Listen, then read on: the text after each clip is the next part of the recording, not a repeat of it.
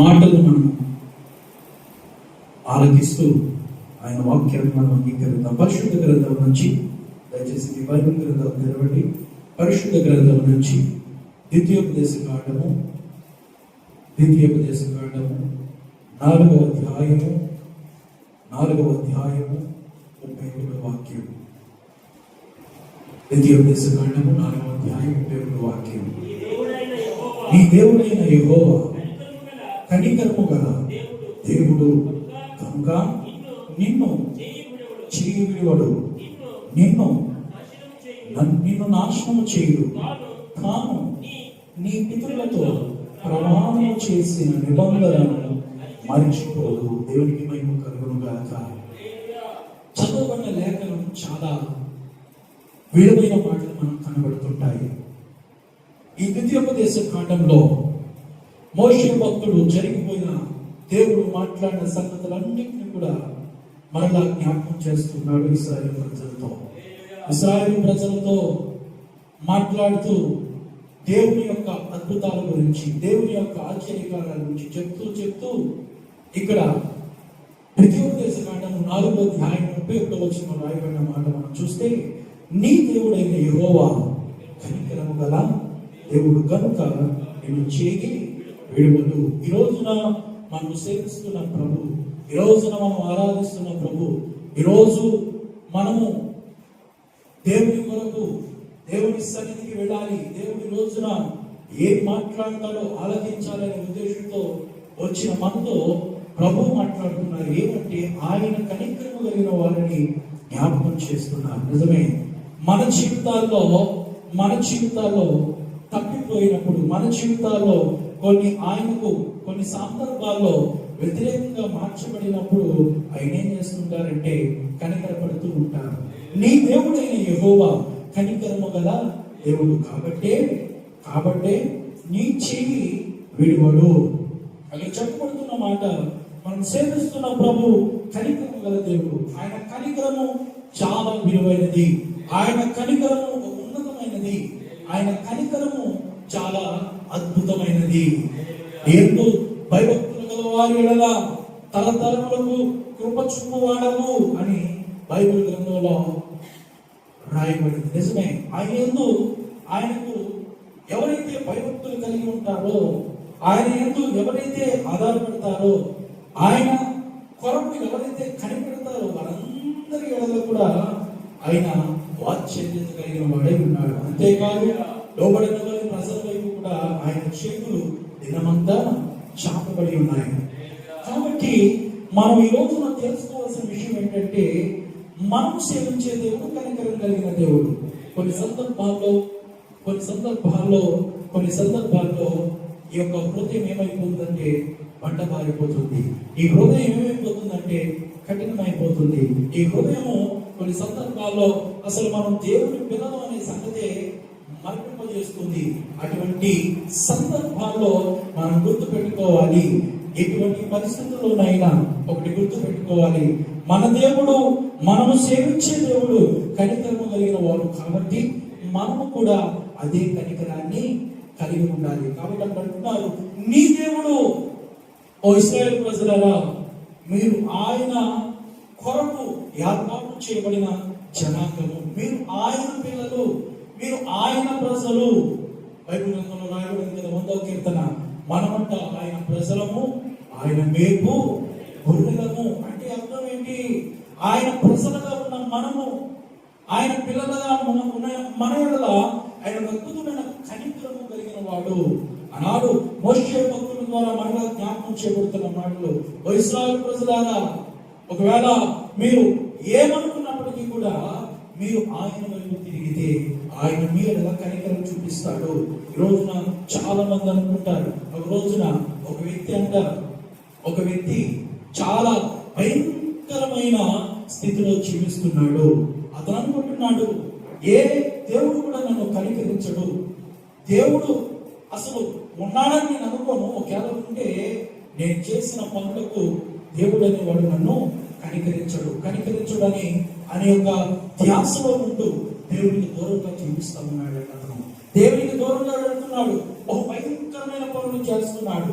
అనేకులను ఏం చేస్తున్నాడంటే దోచుకుంటున్నాడు, అనేకులను ఏం చేస్తున్నాడంటే సంహరిస్తున్నాడు, అనేకులను ఏం చేస్తున్నాడంటే ఇబ్బంది పెడుతున్నాడు. అయితే ఒక రోజున జరిగిన సంఘటన ఏంటంటే, అతను అనుకోకుండా ఒక పత్రిక తన దారిలో ఒక వ్యక్తిని తనకున్నదంతా కూడా దోచుకుని వెళ్ళిపోతున్న సందర్భంలో అతనికి అకస్మాత్తుగా ఒక పత్రిక దొరికిందంట. అక్కడ రాయబడిన మాట ఏంటంటే, నీ దేవుడైన యెహోవా కనికరము కలిగిన దేవుడు. అవునా? కనికరము కలిగిన దేవుడు అనేవారు నేను ఇప్పటికి వచ్చి ఎక్కడా వినలేదే. అసలు నేనే పాపాత్ముడను, నేను దుర్మార్గుడను, నేను చేయలేనటువంటి పని ఏది కూడా లేదు కదా. నాలాంటి వ్యక్తిని ప్రభు క్షమిస్తాడా? నాలాంటి వ్యక్తి పైన కూడా దేవుడు కనికరం చూపిస్తాడా అని చెప్పి ఆ పత్రికను చదవడం ప్రారంభించాడు. చదవడం ప్రారంభిస్తే ద్వితీయోపదేశ కాండము 4వ అధ్యాయము 31వ వచనంలో రాయబడిన మాటలన్నీ కూడా ఆ పత్రికలో రాయబడ్డాయి. అతను చదివాడు. అతను అనుకున్నాడు, నా జీవితం ఇంతే, ఇంతటితో నా జీవితం ముగించబడుతుంది, ఇంతటితో నా పాపం, నేను పాపాత్మున్నా నాకు తెలుసు, కానీ నాకు ఈ పని చేయడం నాకు తప్పట్లేదని తను అలా జీవిస్తున్నాడు. అలా అనుకున్నాడు. ఒక రోజున ఆ పత్రిక చదివిన తర్వాత తనకు అర్థమైంది, కనికరం చూపే దేవుడు ఈ లోకంలో ఉన్నాడు, అసలు ఎవరైనా అని తెలుసుకోవడం ప్రారంభించాడు. తెలుసుకున్నాడు, ఆయన ఎవరో కాదు, నజరేయుడైన యేసు క్రీస్తు ప్రభువారు. చప్పట్లు కొట్టి ప్రభువుని స్తుతించండి. ఆయన ఎవరు? నజరేయుడైన యేసు క్రీస్తు ప్రభువారు. నిజమే, యేసు క్రీస్తు ప్రభువారి గురించి తెలుసుకోవడం ప్రారంభించాడు. అసలు యేసు ప్రభువారు అంటే ఎవరు? ఆయన ఎందుకు ఈ భూమి మీదకి వచ్చారు? అసలు ఏ పని చేశారు? అసలు ఏం చేశారని యేసు ప్రభు గురించి పూర్తిగా తెలుసుకున్నాడంట. ఎప్పుడైతే యేసు ప్రభు వారి కోసం పూర్తిగా తెలుసుకున్నాడో తన పాప జీవితాన్ని విడిచిపెట్టాడు, తన ఘోరమైన జీవితాన్ని విడిచిపెట్టాడు. ఇప్పుడు దేవునికి సాక్షిగా జీవిస్తున్నాడు. దేవుని వాక్యము జీవితాలను మారుస్తుంది. దేవుని వాక్యము బ్రతుకులను మారుస్తుంది. ఈ రోజున చాలా మంది అనుకుంటారు, నేను ఇంత ఘోరమైన స్థితిలో ఉన్నాను కదా, నన్ను ఎవరు క్షమిస్తారు, నా మీద ఎవరు కనికరపడతారు అని చాలా మంది అనుకుంటారు. మీకు ఒక శుభవార్త, అయితే కనికరించే దేవుడు ఒక ఆయన ఉన్నారు, పాపములు క్షమించే దేవుడు ఒక ఆయన ఉన్నారు. ఆయన పేరే యేసుక్రీస్తు ప్రభువారు. అలాగే ఇశ్రాయేలు ప్రజలతో భవిష్యత్ చెప్తున్నాడు, అయ్యా నీ దేవుడైన యెహోవా ఎవరు అనుకుంటున్నావు? నీవు దేవునికి వ్యతిరేకంగా జీవించినప్పుడు ఆయన నిన్ను కొట్టిన మాట వాస్తవమే, ఆయన నిన్ను శత్రువుల చేతికి అప్పగించిన మాట వాస్తవమే. అయితే నీ దేవుడైన యెహోవా కనికరము కలిగిన దేవుడు నీ చెయ్యి విడిచిపెట్టాడు. నిన్ను గద్దించినా, నిన్ను శిక్షించిన ఏ మాత్రం కూడా నీ చెయ్యి విడిచిపెట్టాడు. ఎందుకంటే ఆయనకు నీవు సొంత ప్రజవు, ఆయనకు నీవు ఇష్టమైన ప్రజవు. కాబట్టి నీ దేవుడు ఓ కనికరం కలిగిన వాడు అని మనకు జ్ఞాపకం చేస్తున్నాడు. అక్కడ రాయబడిన మాట చూద్దాం.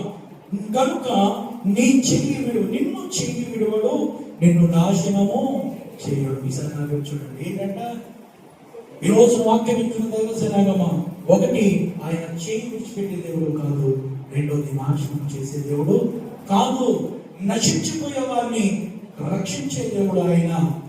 నశించిపోతున్న ప్రతి ఒక్కరిని కూడా కాపాడి హక్కున చేర్చుకొని తన రాజ్యవాసులుగా మార్చడానికి సమర్థుడైన దేవుడు ఆయన. అటువంటి గొప్ప దేవుడిని మనం కలిగి ఉన్నాం. ఈ రోజున ప్రతి పరిస్థితుల్లోనూ, ప్రతి ఆటంకాల్లోనూ మనం కొన్ని సందర్భాల్లో అనుకుంటాం, ఈ పరిస్థితుల నుంచి మనల్ని తప్పించేది ఎవరు? కొన్ని సందర్భాల్లో మనం దేవుని వింటామని చెప్పాను కదా, మనం దేవుని విడలనే సంగతి మర్చిపోతాం. నేను ఒక ప్రార్థనా పరుడిని, నేను ఒక ఆత్మీయుని, నేను ఒక ఆత్మీయురాలనే సంగతి కొన్ని సందర్భాల్లో మర్చిపోతాం. అలా మర్చిపోయే వారిగా మనం ఉండడానికి వీల్లేదు. అక్కడ జ్ఞాపకం చేస్తున్నాడు, నీ దేవుడు ఈ రోజున వాక్యం దైవ జనాంగమా, ఆయన మనకు దేవుడుగా ఉన్నాడు. యెహోవా తమకు దేవుడు కాగలిగిన జనులు ధన్యులు. ఈ రోజున మనము ధన్యకరమైన జీవితాన్ని కలిగి ఉన్నాం. ఈ రోజున ప్రపంచంలో ఉన్న వారికి లేనటువంటి ధన్యత నీకు నాకు దేవుడు అనుగ్రహించాడు. గట్టిగా స్తోత్రం చెప్పండి, స్తోత్రం చెప్పండి. ఎవరికి లేని ధన్యత నీకు నాకు అనుగ్రహించాడు. ఎందుకు అనుగ్రహించాడు? మన దగ్గర ఏముందని చూశాడు ఆయన. ఏం చూశాడు? మన దగ్గర ఏమి కాదు, మనకున్న పలుకుబడి ఆయనకు అవసరం లేదు, మనకున్నది ఏది కూడా ఆయనకు అవసరం లేదు. ఆయన కోరుకుంటుంది కేవలం నీ హృదయం ఆయనకు కావాలి, నీ హృదయం ఆయనకు చోటు కావాలి. ఎల్లప్పుడూ కూడా నువ్వు ఆయనను స్మరించాలి, ఎల్లప్పుడూ కూడా నువ్వు ఆయనను జ్ఞాపకం చేసుకోవాలి, ఎల్లప్పుడూ కూడా ఆయనతో నువ్వు సహవాసంలో ఉండాలి. నేను మాట చెప్తున్నాను, మనం జ్ఞాపకం తెచ్చుకోవాలి. నీ హృదయంతో, నీ మనసుతో నువ్వు చెప్పుకోవాలి, నేను దేవుని బిడ్డను, నేను దేవుని కుమారుడను, నేను దేవుని కుమార్తెను. ఆయన కనికరము కలిగిన దేవుడు. పరిస్థితులు ఎలా ఉన్నప్పటికీ కూడా ఆయన చేయి విడిచిపెట్టే దేవుడు ఏ మాత్రం కూడా కానే కాదు. నాశనం చేసే దేవుడు ఏ మాత్రము కాదు. తాను నీ పితరులతో ప్రమాణం చేసిన నిబంధనను మరిచిపోడు. ఈ రోజు మనం గమనించాల్సిన విషయం ఏంటంటే, మన పితరులైన అబ్రహాము, ఇస్సాకు, యాకోబులతో చేసిన నిబంధనను ఆయన మరిచిపోడు. ఈ రోజు మనము చూడక నమ్మిన వారము, ఆ నిబంధనకు మనం వారసులము. గట్టిగా స్తోత్రం చెప్పండి. ఆ నిబంధనకు మనం వారసులము.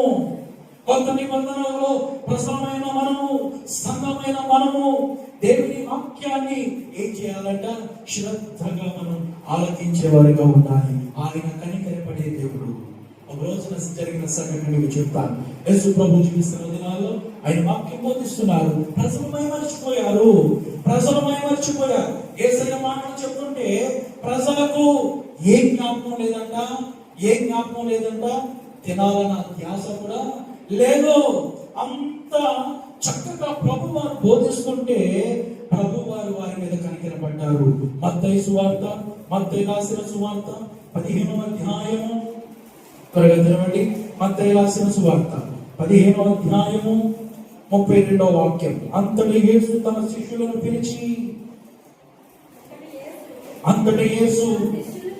శిష్యులను పిలిచి ఈ జనులు నేటికి 3 దినముల నుండి నా యొద్దనున్నారు, వారికి తిననేమీ లేదు కనుక వారి మీద ఏంటంట ఒక్కసారి నాకు కూర్చోండి.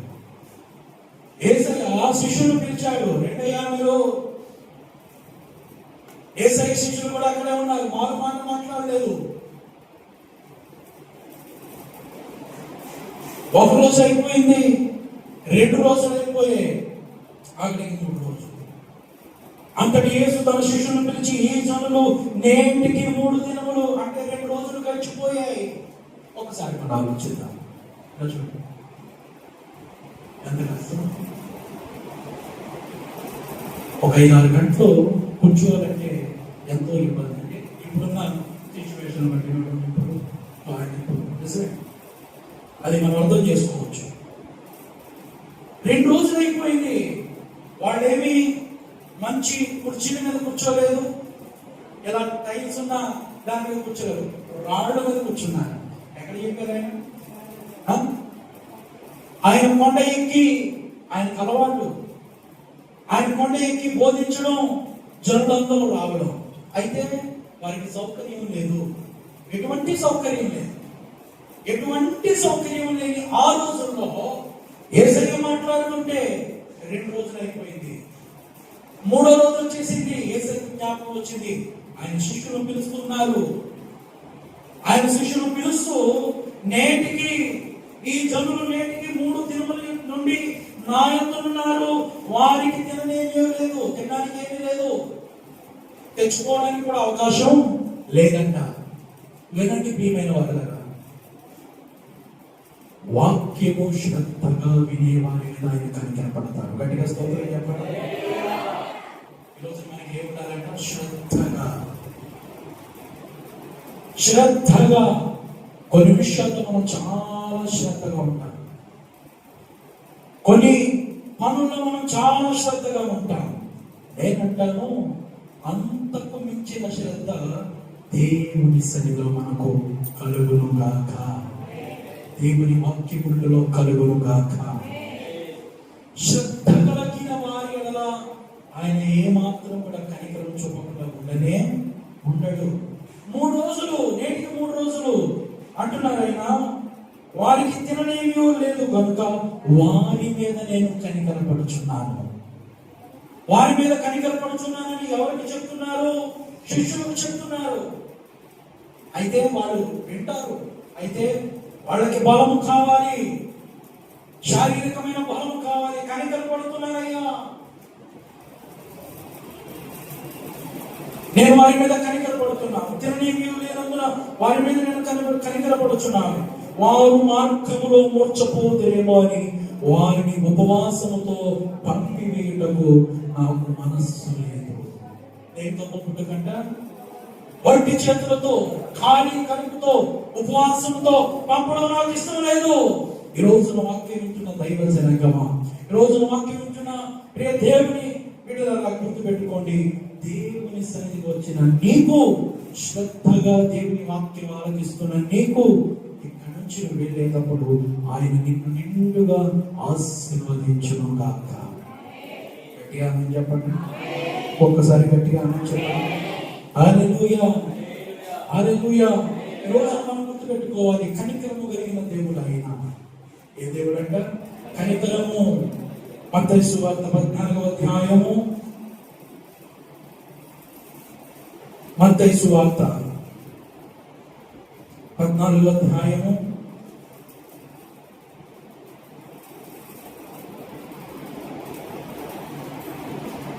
5. అక్కడ ఒక సంఘటన జరిగింది. 14వ అధ్యాయంలో ఒక సంఘటన, 14వ వచనం నేను చదువుతున్నాను. 14వ అధ్యాయం 14వ వచనం.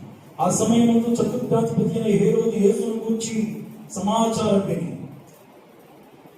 ఇతడు బాప్తిసమిచ్చి యోహాను, అతను మృతుల నుండి లేచి ఉన్నాడు, అందువలన అద్భుతములు అతని యందు క్రియారూపంలో కూర్చున్నావని తన సేవకులతో చెప్పారు. ఎలాగనగా, నీవు నీ సహోదరుడైన ఫిలిప్పు భార్యకు హేరోదు ఉంచుకుంటకు న్యాయం కాదు యోహాను చెప్పగా, యోహాను హేరోదు ఆమె నిమిత్తము యోహాను పట్టుకొని బంధించి చెరసాలలో వేయించాడు. ఒకసారి నా వేయి చూడండి. యేసు ప్రభు కన్నా 6 నెలల ముందుగా వచ్చి దేవుని వాక్యను ప్రకటించిన వాడు యోహాను. దేవుని స్వార్థను ప్రకటించినప్పుడు ఆనాడు జరిగిన విషయం ఏంటంటే, హేరోదును గద్దించాడు, నువ్వు తప్పు చేస్తున్నావు. గద్దిస్తే ఆమె భార్య ఏం చేసిందంటే, ఇతను నాకు ఇష్టం లేదని చెప్పినప్పుడు చెరసాలలో వేయించి యోహాను తెగొట్టించాడు. ఈ విషయాలన్నీ కూడా యేసు ప్రభు వారికి తెలుసు. అయితే 12వ వాక్యాన్ని చూద్దాం. అంతటా యోహాను శిష్యులు వచ్చి, అయితే యోహాను గారి తల చెరసాలలో వేయించి యోహాను గారి తల ఆ యొక్క తెగొట్టిన తర్వాత శిష్యులు వచ్చి అతను తీసుకెళ్ళిపోయిన తర్వాత 11వ వచనంలో ఒక సంఘటన జరుగుతుంది. యేసు ఆ సంగతి విని తోని ఎక్కి అక్కడి నుండి అరణ్య ప్రదేశమునకు ఏకాంతముగా వెళ్ళెను.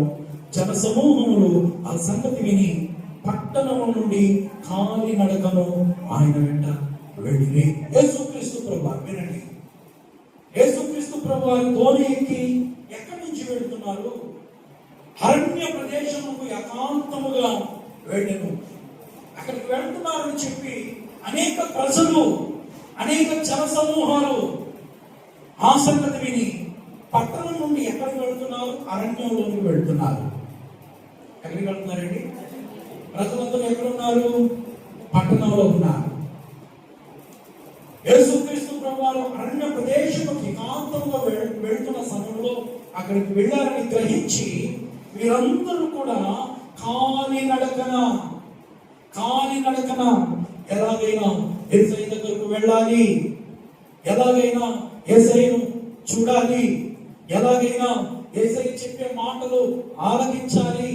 ఆయన మాటలు ఆలకించడానికి మనం ఎంత దూరం వెళ్ళినా పర్లేదు, కాలి నడకన వెళదాం అని చెప్పి కాలితో నడుస్తూ కాలి నడకన ఆయన వెంట వెళ్ళేది. ఆయన వచ్చి ఆ గొప్ప సమూహమును చూచి వారి మీద కనికరపడి, గట్టిగా స్తోత్రం చెప్పండి. ఎవరి మీద కనికరపడ్డారు? ఎంతో ప్రయాసలతో వచ్చిన వారిని చూసి యేసు ప్రభు వారంట ఆ గొప్ప సమూహము, అంటే కొంతమంది అని కాదు, గొప్ప సమూహం అంటే ఇంకా గొప్ప సమూహం అంటే దానికి లెక్కలేదు. చాలా మంది ప్రజలు, సమూహము అంటే ఇసుక తీసుకురానంత జనం అదవుతుందండి. గొప్ప సమూహం పట్టణాల నుండి ఎందుకు ఆయన దగ్గరకు వచ్చాడు? ఎందుకు ఆయన దగ్గరకు వారు రావాల్సిన అవసరం ఏంటి? ఎందుకంటే వారందరూ గుర్తించారు యేసుక్రీస్తు ప్రభువారు నిజమైన దైవ కుమారుడు, ఆయన కనికరపడే దేవుడు. ఆయన దగ్గరకు వచ్చే వారిని ఏమాత్రం విడిచిపెట్టడు. అంతేకాదు, నా దగ్గర ఉన్న బలహీనతను, నా దగ్గర ఉన్న అనారోగ్యాన్ని, నా దగ్గర ఉన్న ఆ రోగాన్ని తొలగించే సమర్థత సామర్థ్యము కలిగిన వారైనా అని చెప్పి నమ్మి అనేక ప్రజలు ఆయన దగ్గరకు వస్తే ఆయన ఏం చేశాడంట? ఎందుకు నా దగ్గరకు మీరు వచ్చారు? నన్ను కొంచెం సేపు కూడా ప్రశాంతంగా మీరు ఉండనివ్వరా అని గెలిచినట్టుగా అక్కడ రాయబడలేదు. వారి మీద విసుక్కున్నట్టుగా రాయబడలేదు. జన సమూహము ఎంతమందికి అయితే 100 మందికో 200 మందికో మనమైతే చేతులు పెట్టి ప్రార్థన చేయాలి. అదే 1,00,000 మందికి చేయగలం. ఎంత టైం పడుతుంది? అయినా చేయాలనుకోండి. దేవుడు ఎటువంటి భాగ్యాన్ని అనుగ్రహించును గాక. కొంచెం గట్టిగా చెప్పండి, కొంచెం గట్టిగా. సో అంత జన సమూహము అయితే ఆయన వారిని చూసిన వెంటనే ఆయన వచ్చి ఆ గొప్ప సమూహమును చూచి వారి మీద కనికరపడి, వారి పరిస్థితులను చూసి కనికరపడి, వారి యొక్క స్థితిగతులను చూసి కనికరపడి, వారి యొక్క శరీర పరిస్థితులను చూసి కనికరపడి వారిలో రోగులైన వారందరినీ కూడా స్వస్థపరించను. గట్టిగా చెప్పండి.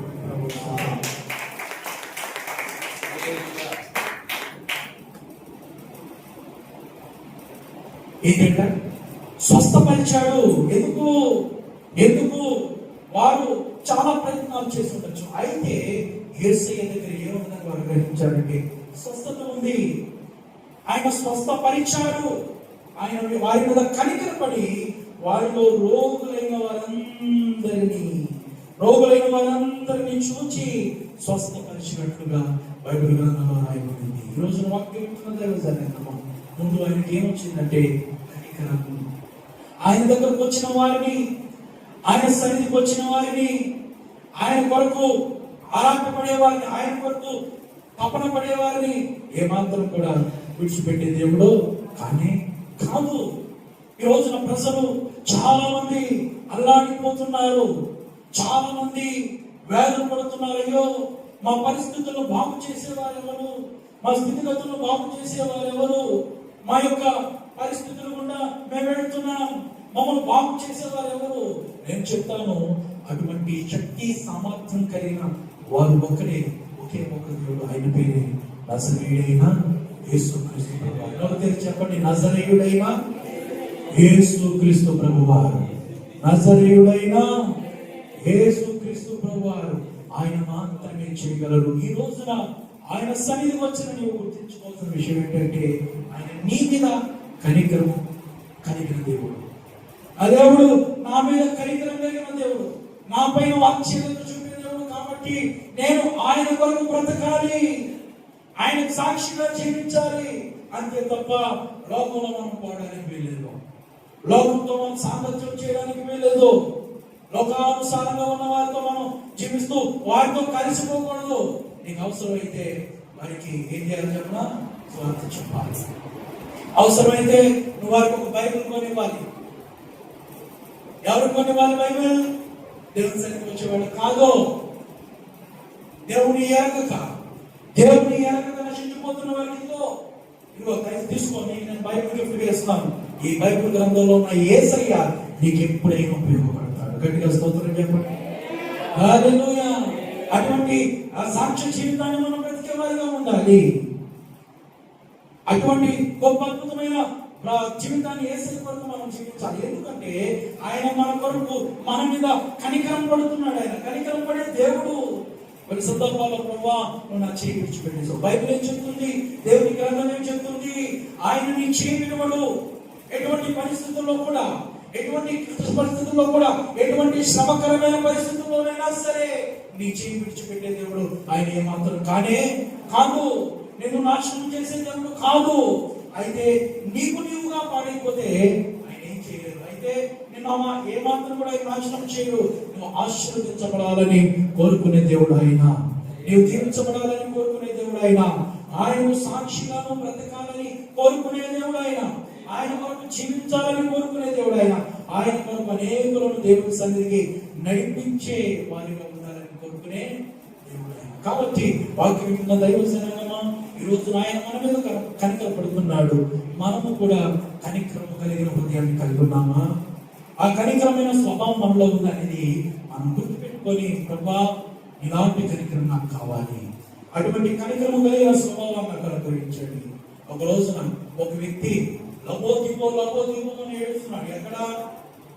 ఎక్కడ ఆనాడు అందరూ కూడా నౌక ప్రయాణం చేస్తున్నారు.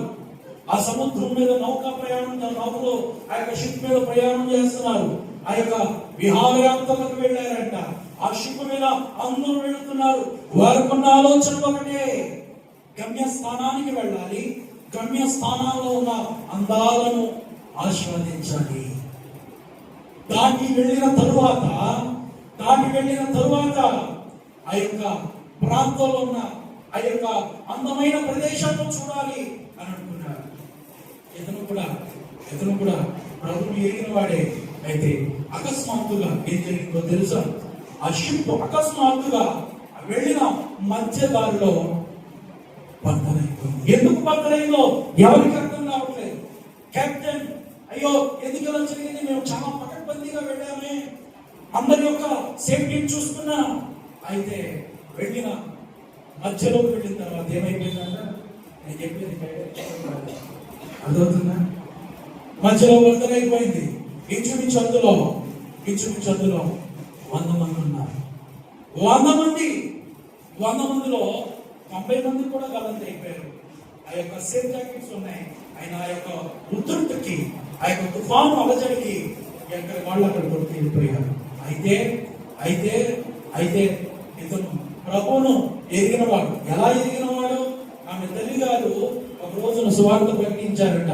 ఒరే, నీ ఇష్టానుసారంగా నువ్వు ఉంటున్నావు, దేవుడి సన్నిధికి రావట్లేదురా, దేవుడు అంటే నీకు అసలు భయమే లేదు, ఆ చర్చికి వెళ్తావులే అంటున్నావు, నువ్వు వెళ్తున్నావు కదా, చాలులే, నువ్వు చేసిన భక్తి నా మీద వచ్చి పడిపోతులే అంటున్నావు. ఒరే, అది కాదురా, ఎవరు భక్తి ఆడదే, నేను దేవుడి సన్నిధికి వెళ్ళాను మాత్రాన నా భక్తి వల్ల నీకు ప్రయోజనం రాదురా, నా భక్తి నాకే ప్రయోజనం, నీ భక్తి నీకే ప్రయోజనం రా తల్లి చాలా సార్లు చెప్పిందంట.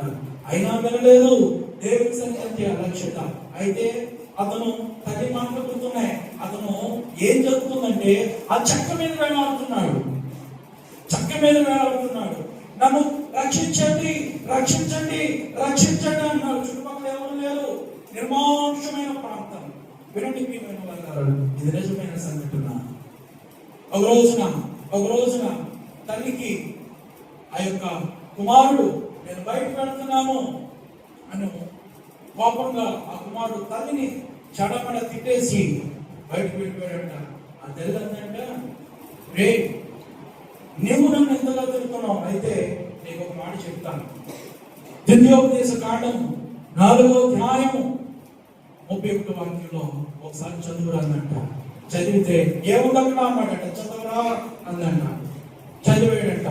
నీ దేవుడైన యెహోవా కనికరం కలిగిన దేవుడు, నిన్ను చేయనివాడు. ఈ రోజు నువ్వు కనికరం లేకుండా ఉన్నావు, కానీ ఏదో ఒక రోజున ఆయన నిన్ను పట్టుకుంటాడు. నువ్వు ఆయన చేయించినా ఆయన నీ చేయనివాడు అని చెప్పిందంట. ఎందుకు నాకు ఈ మాటలు చెప్తున్నావు అని చెప్పి బైబిల్ని ఇలా విసిరేసి వెళ్ళిపోయాడంట. వార్త ఇష్టం, గాయాత్రలకి ఇష్టం. ఈ రోజున యవనస్తులు చాలా మంది అలాగే ఉన్నారు. దేవుడి సన్నిధి అంటే అలక్ష్యత. ఏ సమయంలో ఎలా ఉంటుందో చెప్పలేము. కాబట్టి పెద్దవాళ్ళు చెప్పాలి, దేవుని సన్నిధికి వెళ్ళండి, దేవుని సన్నిధికి వెళ్ళండి, దేవుని సన్నిధిలో అందరూ ఉండాలి, దేవుని సన్నిధిలో అందరూ ఆరాధన చేయాలి. అయితే అక్కడ జరిగిన విషయం ఏంటంటే ఆ తల్లి చెప్పిన మాటలు కింద చూస్తే లోతు ఈత రాదు.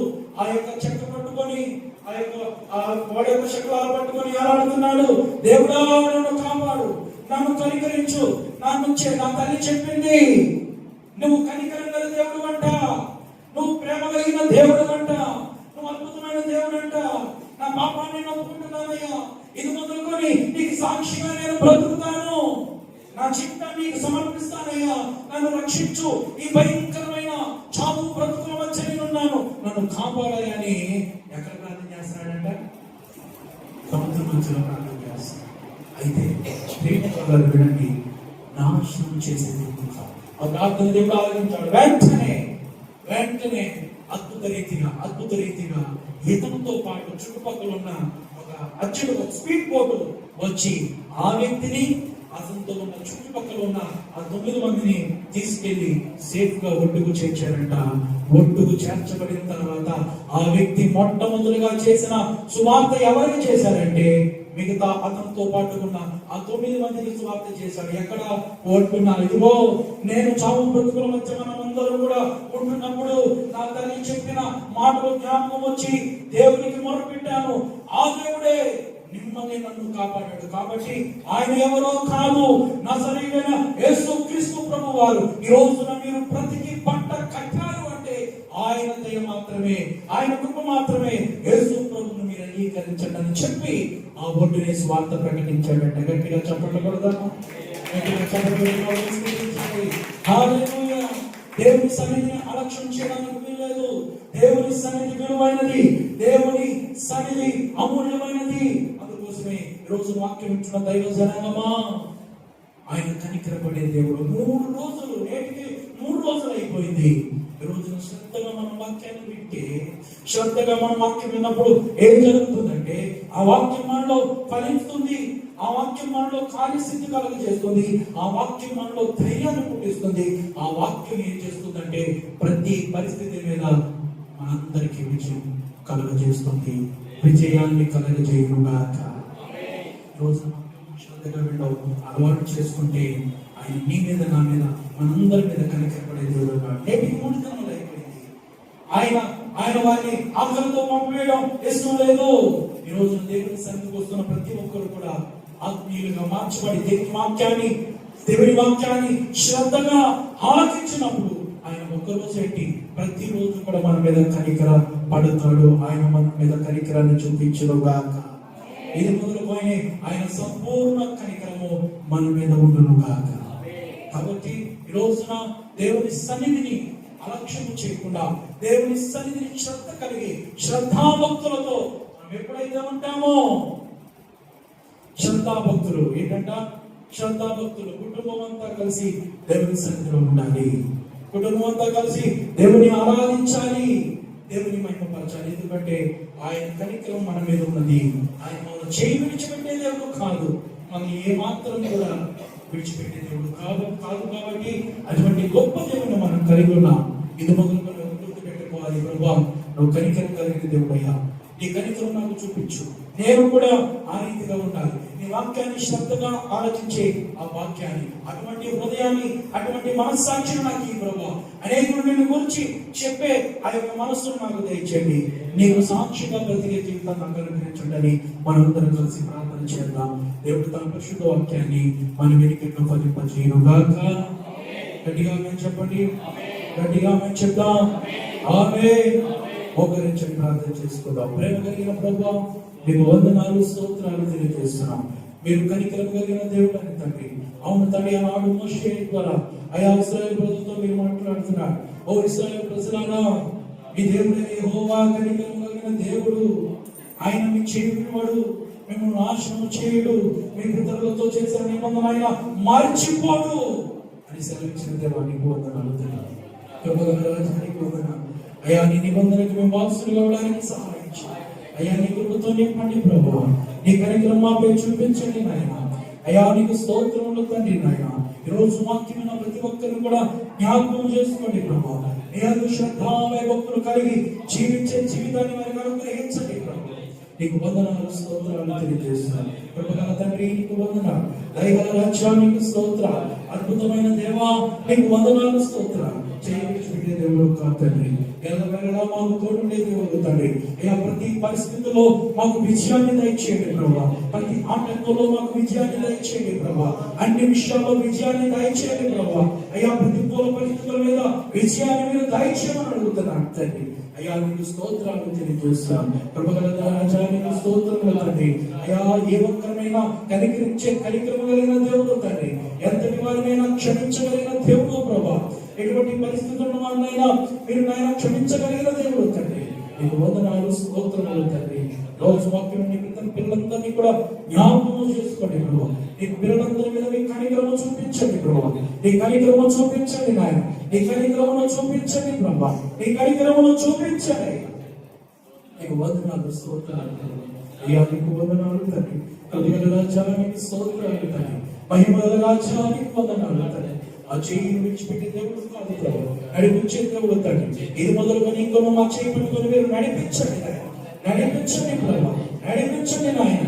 నీకు వందనాలు స్తోత్రాలు తండ్రి. కృపగల రాజ్యానికి వందనాలు. ఏ మహిమను పొందండి. ఇదే ఘనతను వహించండి. వాక్యం అందరి హృదయాల్లో ఫలింపచేయమని నివేదనతో నింపమని సమస్త మహిమా ఘనత ప్రభావానికి ఆరోపిస్తూ యేసయ్య నామమున ప్రార్థించి వేడుకుంటున్నాం తండ్రి. ఆమేన్. ఆమేన్.